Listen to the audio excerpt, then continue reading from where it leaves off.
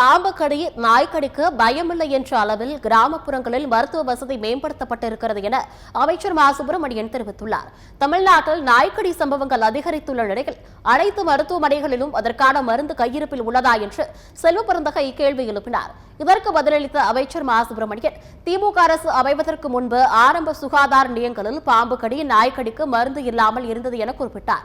ஆனால் தற்பொழுது பாம்பு கடி நாய்க்கடிக்கு பயமில்லை என்ற அளவில் கிராமப்புறங்களில் மருத்துவ வசதி மேம்படுத்தப்பட்டிருக்கிறது என்று கூறியுள்ளார். இப்பொழுது இந்தியாவின் தலைமை இடமாக மருத்துவத்துறையில தமிழ்நாடு விளங்கி வருகிறது. ஆனால் எங்கு பார்த்தாலும் மசநாய், சொறிநாய், வெறிநாய் எல்லாம் கடிக்கப்படுகிறது. இதற்கு உடனுக்குடன் எல்லா மருத்துவமனைகளும் மருத்துவ இருப்பு இருக்கிறதா?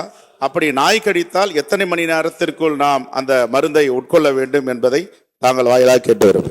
இந்த அரசு அமைவதற்கு முன்னால் ஆரம்ப சுகாதார நிலையங்கள் மற்றும் நகர்ப்புற ஆரம்ப சுகாதார நிலையங்கள் 2286 இருக்கிறது. இந்த இடத்துல பாம்பு கடிக்கும், நாய் கடிக்கும், இது நாள் வரை மருந்து இல்லாமல் இருந்தது.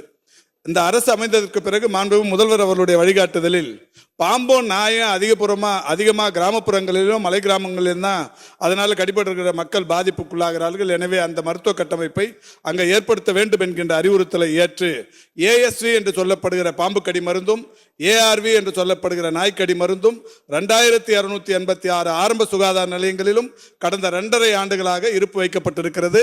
எனவே நாய்க்கடிக்கும் பாம்பு கடிக்கும் கிராமப்புறங்களில் பயமில்லை என்கின்ற வகையில் மருத்துவ கட்டமைப்பு மேம்படுத்தப்பட்டிருக்கிறது.